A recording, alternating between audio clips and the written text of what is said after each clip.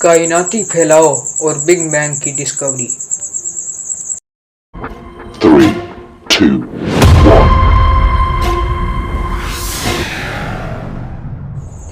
कायनाती फैलाव और big bang की दरियाफ्त। जदीद फल्कियात की तारीख में 1920 ईस्वी का अशरा बहुत अहम था।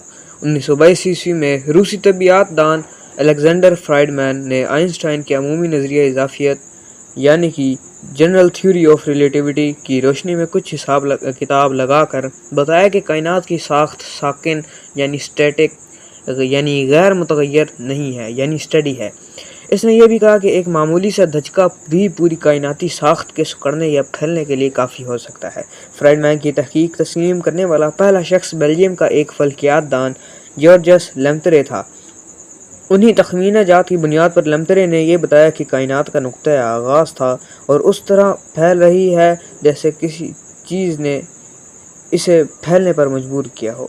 उसने ये भी बताया कि इस किसी चीज़ के बाकी मानदा असरात की पैमाइश के लिए शुआओं से मदद ली जा सकती है। फ्राइडमैन और लेम्परे की तहकीक शायद नज़रअंदाज कर दी जाती, लेकिन 1929 ईस्वी में एक मुशाहिदाती शहादत ने वाक़यात का रुख बिल्कुल मोड़ दिया।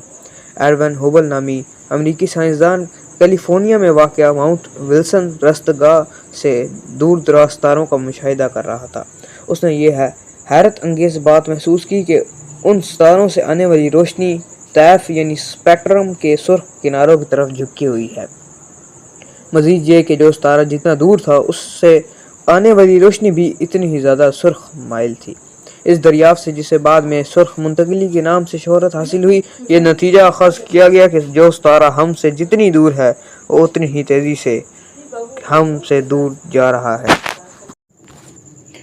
बहुत जल्द हुबल ने एक और अहम दरियाफ्त की। सितारे सिर्फ हमसे दूर नहीं जा रहे बल्कि वो एक दूसरे से भी दूर हो रहे हैं, यानी कायनात फैल रही है।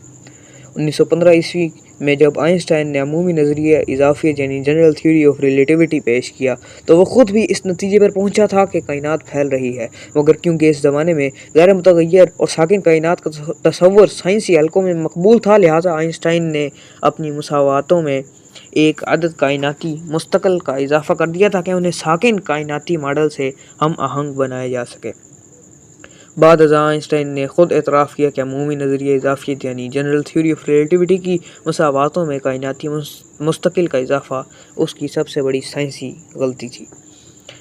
कायनाती फैलाव की दरियाफ्त और तस्दीक के बाद फ़ौरन ही इस नज़रिए ने भी सर उठाना शुरू किया कि अगर वक्त गुजरने के साथ साथ कायनात फैल रही है तो माजी के किसी न किसी लम्हे किसी मौके पर सारी कायनात यकीनन एक जगह जमा रही होगी। ज़ाहिर हकीकत माजी में कोई न कोई लम्हा ऐसा ज़रूर होना चाहिए जब कायनात का सारा मादा, सारी तवानाई और जो कुछ भी कायनात में मौजूद है वो सब का सब सिर्फ एक नुक्ते पर मरकूज़ रहा होगा।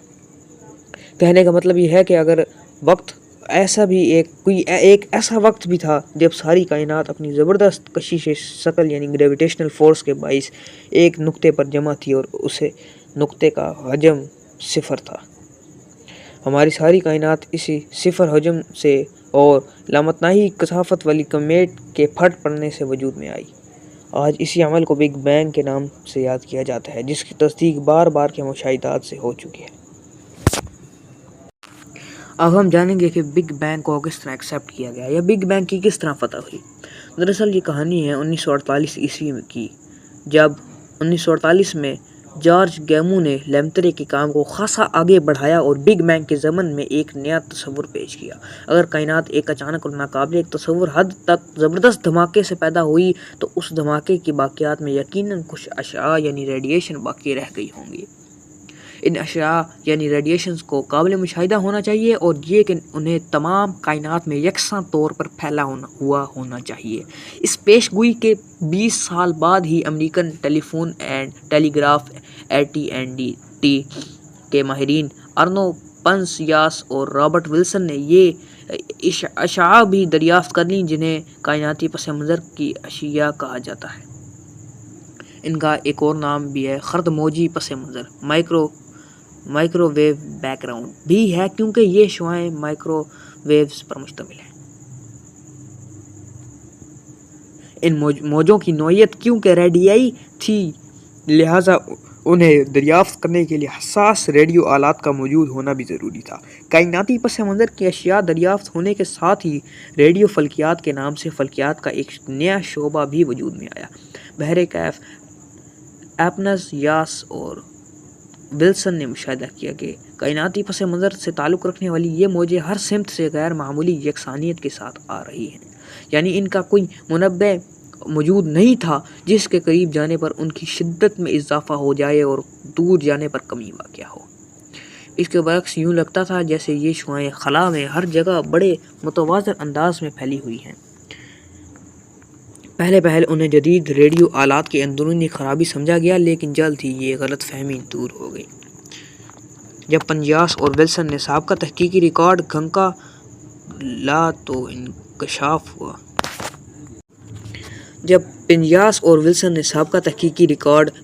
تو انکشاف ہوا کہ ان اشیاء کی پیشگوئی 20 سال پہلے کی جا چکی تھی۔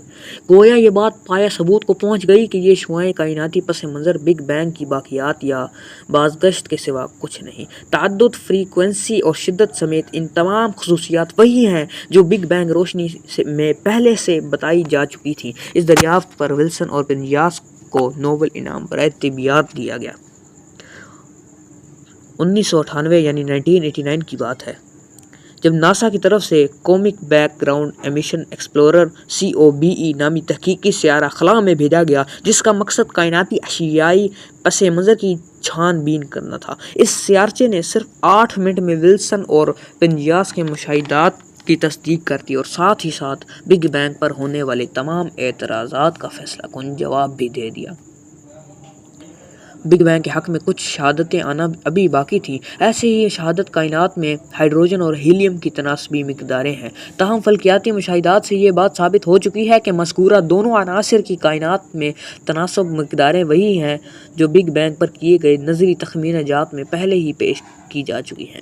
یہ متوازن حالت والے نظریے پر ایک اور کاری ضرب تھی، کیونکہ اگر کائنات ہمیشہ سے موجود ہے تو اس میں ساری ہائیڈروجن کو جل کر ہیلیم میں تبدیل ہو جانا چاہیے تھا۔ آج بگ بینگ ہی وہ واحد سائنسی نظریہ ہے جسے ابتدائی کائنات کی سب سے معتبر اور قابل اعتماد ترجیح قرار دیا جاتا ہے، ایک ایسا نظریہ جس کی صحت سے انکار کرنا لامذہب سائنسدانوں کے لیے بھی ممکن نہیں۔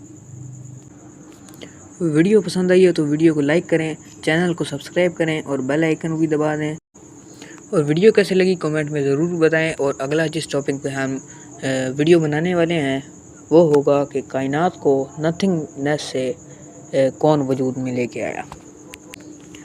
اور جڑے رہیے ہمارے ساتھ اور ہمارا چینل دیکھتے رہیے، چینل کو سبسکرائب کریں، چینل کو سپورٹ دیں اور